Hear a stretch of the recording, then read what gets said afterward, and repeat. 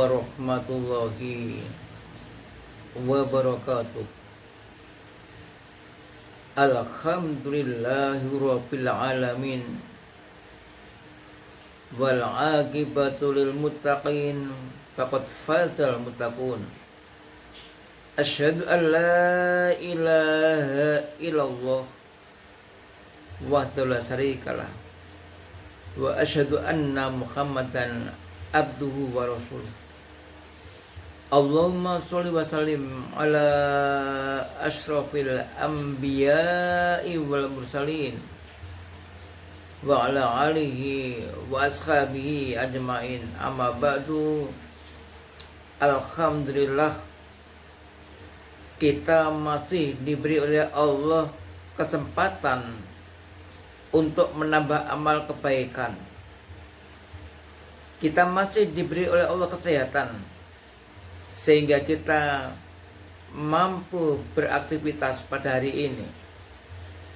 Mudah-mudahan kita setelah mendapatkan nikmat Allah itu, kita menjadi hamba yang selalu bersyukur. Kemudian meningkat, kita juga menjadi orang-orang yang bertakwa. Kalau kita sudah menjadi orang yang bertakwa dengan sebenar-benar takwa, tentu kita akan beruntung tidak hanya di dunia saja, di akhirat pun akan beruntung. Dan Allah Subhanahu wa ta'ala seolah memanggil, memberitahu kepada kita orang yang beriman, sebagaimana firman-Nya di dalam surat Al-Anfal ayat 29.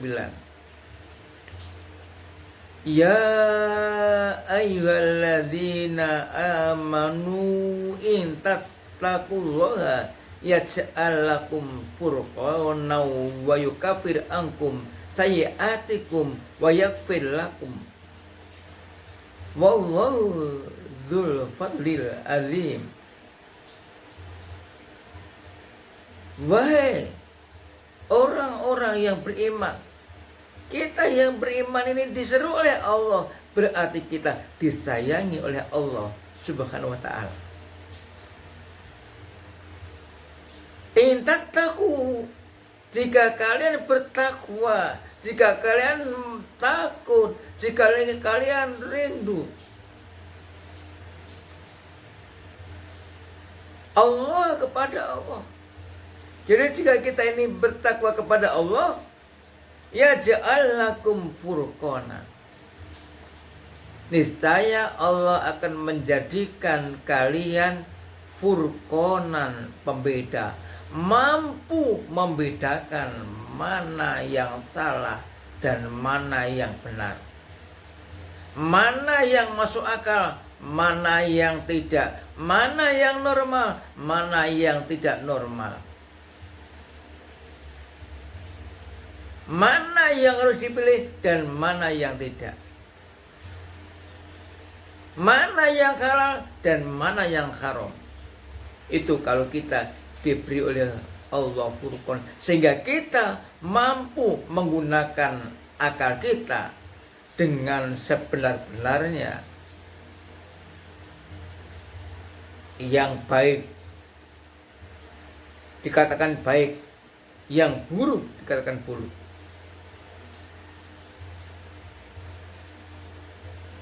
Malah tidak hanya mampu membedakan mana yang baik dan mana yang buruk, tetapi jika kita bertakwa kepada Allah, perasaan kita ada rasa rindu, ada rasa takut kepada Allah, harap, cemas, maka wa yukaffir ankum sayyi'atikum, niscaya Allah akan juga menghapus dari kalian kejelekan-kejelekan kalian. Artinya kalau kita masukkan logika akal, pas kok. Jika kita ini Bertakwa kepada Allah tentu kita akan memilih hal-hal yang baik. Kita akan berbuat, berkata perkataan yang selalu mendapatkan ridha Allah Subhanahu wa ta'ala. Berbahagialah kita sebagai orang yang beriman, kemudian melangkah lagi, meningkat lagi menjadi orang yang bertakwa. Kita akan diberi furqan, dan bahkan kejelekan-kejelekan kita, kejahatan-kejahatan kita akan dihapuskan oleh Allah. Wa yaghfir lakum, dan niscaya Allah akan mengampuni kalian. Jadi kalau kita ini betul-betul haqqatukoti,